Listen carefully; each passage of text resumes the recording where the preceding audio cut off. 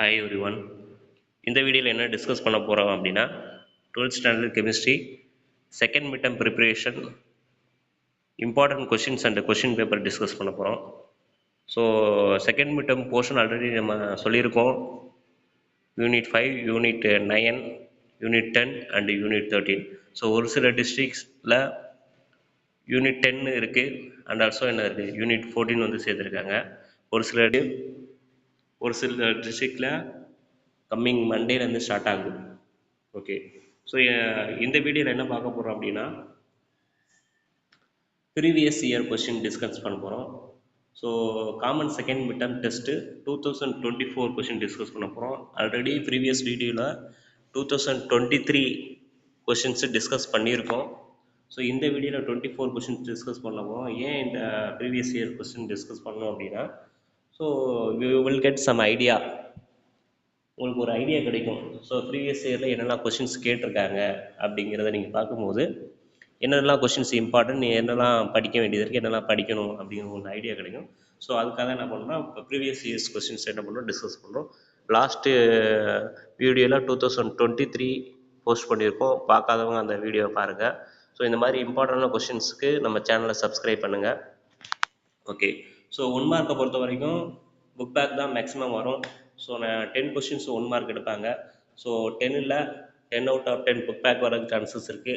So maybe inside கேட்கலாம், 1 or 2 inside கேட்கலாம். So 1 mark வந்து புக் பேக்கை கவர் பண்ணுங்கள். ஸோ அதுக்கப்புறம் 2 மார்க்கு. ஸோ 2 மார்க் கொஷின்ஸ் என்னெல்லாம் கேட்டிருக்காங்க அப்படிங்கிறத பார்த்துக்கலாம். So 2 mark questions 5 questions attend பண்ணணும்.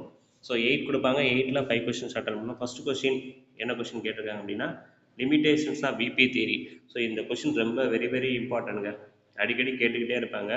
ஸோ 2023லேயும் கேட்டிருக்காங்க, 24லேயும் கேட்டிருக்காங்க. So what are the limitations of VB theory, 5th lesson கண்டிப்பாக படிக்காமல் போயிடாதீங்க. ஸோ அடுத்த கொஷின் பார்த்தீங்கன்னா what are homoleptic and heteroleptic complex, give example. So இது வந்து ஒரு இன்சைடு கொஷின், இதுவும் யூனிட் 5 தான். So next state Kohlrausch law.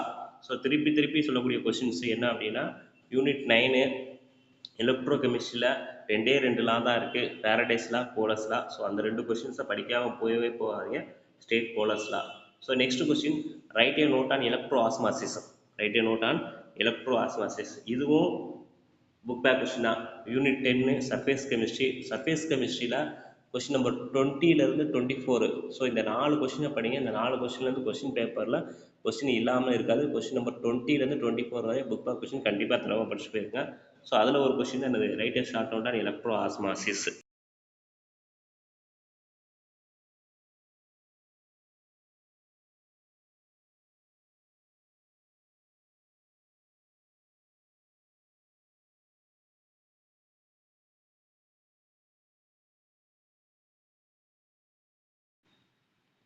So next question பார்த்தீங்கன்னா question number 15 write a note on catalytic poison give examples. So இதுவும் book back question தான்.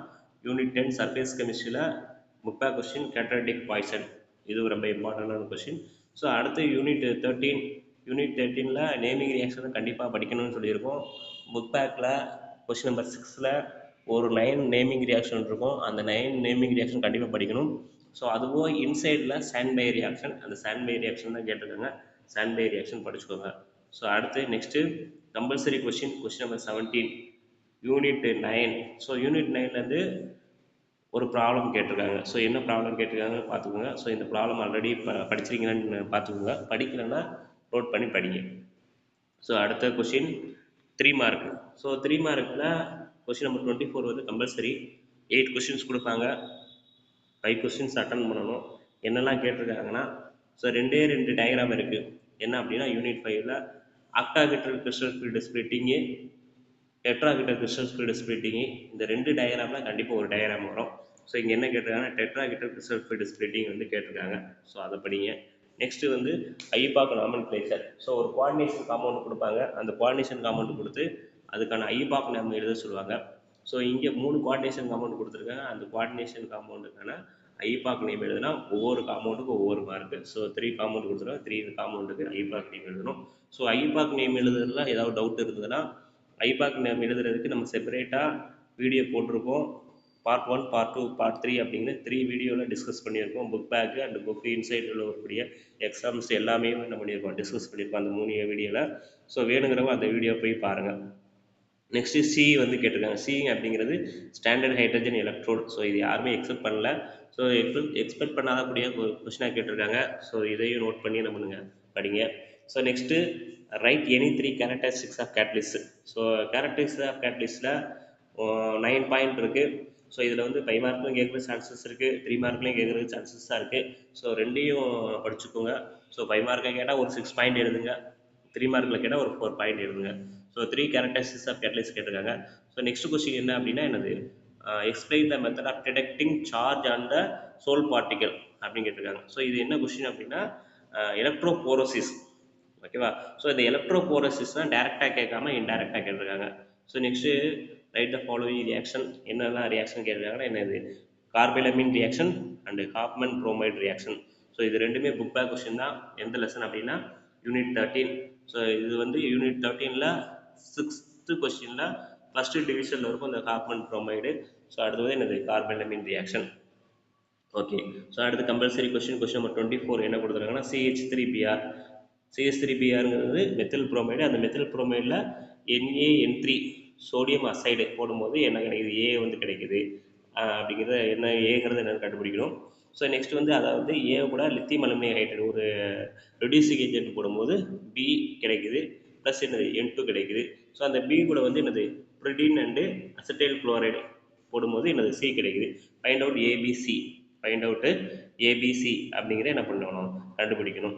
So ஏக்கு ஒரு மார்க், பிக்கு ஒரு மார்க், சி ஒரு மார்க். ஸோ இதான் என்னது 3 மார்க்காக கேட்டிருக்காங்க. ஸோ நெக்ஸ்ட்டு வந்து ஸோ 5 மார்க்கு. ஸோ 5 மார்க்கில் என்ன கேட்டிருக்காங்க அப்படின்னா ஃபஸ்ட்டு கொஸ்டின். ஸோ 25ல் எதிராக சாய்ஸு 2ல் ஏ அட்டன் பண்ணணும், 2 பி அட்டன் பண்ணணும். ஏல என்ன கேட்டிருக்காங்க அப்படின்னா K4MnCN6 டைம்ஸ் அப்படிங்கிற ஒரு காம்ப்ளெக்ஸ் கொடுத்துருக்காங்க. இந்த காம்ப்ளெக்ஸுக்கு first IUPAC name. So next வந்து கோஆர்டினேஷன் நம்பரு, அதுக்கப்புறம் nature of ligand, electronic configuration, magnetic property. So இதெல்லாம் கண்டுபிடிச்சா ஒவ்வொன்றுக்கும் ஒரு மார்க்கு. ஸோ இது 5 மார்க்கில் கேட்டிருக்காங்க. ஸோ இதுக்கு ஆப்ஷனாக என்ன கொடுத்துருக்காங்கன்னா write of postulates of valence bond theory. ஓகேவா. ஸோ இந்த யூனிட்டு 5 பொறுத்த வரைக்கும் 3 இம்பார்ட்டன்ட் கொஸ்டின் சொல்லியிருக்கோம். என்ன அப்படின்னா என்னது, postulates of Werner theory, valence bond theory and also double salt and பார்னிஷன் காம்பவுண்டு. ஸோ இதை மட்டும் படிங்க போதும். So next question number 26. Question number 26ல் என்ன கேட்டிருக்காங்கன்னா write a note on Helmholtz double layer. So இது ஒரு inside question. So next Brownian movement, இதுவும் இன்சைடு கொஸ்டின். அடுத்து டிண்டால் எஃபெக்ட், இதுவும் இன்சைடு கொஸ்டின். ஸோ இதுக்கு சாய்ஸாக என்ன கேட்டிருக்காங்கன்னா என்ன கேட்டிருக்காங்க, explain the absorption theory of catalyst. So இதுவுமே புக் பேக் கொஸ்டின் தான். யூனிட் 10ல் புக் பேக் கொஸ்டின். யூனிட் 10ல் 4 இம்பார்ட்டன்ட் கொஸ்டின் சொல்லியிருக்கோம் 5 மார்க்கா. என்ன அப்படின்னா differentiate between physisorption and chemisorption. So அடுத்து வந்து absorption theory of catalyst, intermediate compound formation theory, intermediate compound formation theory. So இந்த கொஸ்டினை படிங்க. இந்த 3 கொஸ்டின் தான் கண்டிப்பாக ஒரு கொஸ்டின்ஸ் வரும். ஸோ அடுத்து கொஸ்டின் நம்பர் 27ல் என்ன கேட்டிருக்காங்க அப்படின்னா explain the function of H2O2 fuel cells. ஓகேவா. ஸோ இதுவும் யூனிட் 9ல் புக் பேக் கொஸ்டின்ஸ் தான். ஸோ அதனால் இதை கான்சன்ட்ரேட் பண்ணி படிங்க. ஸோ இதுக்கு ஆப்ஷனலாக என்ன கொடுத்துருக்காங்கன்னா யூனிட் 30லேருந்து கேட்டிருக்காங்க. என்னென்னா நேமிங் ரியாக்ஷன் தான் கேட்டிருக்காங்க. என்ன அப்படின்னா diazotisation reaction book back, Gomberg reaction book back, Gabriel phthalimide very very இம்பார்ட்டன்ட்ங்க. ஸோ இதை படிக்காமல் போயிடாதீங்க, கேப்ரியல் தாலமைட் சிந்தசிஸ். ஸோ இதுவுமே புக் பேக் தான்.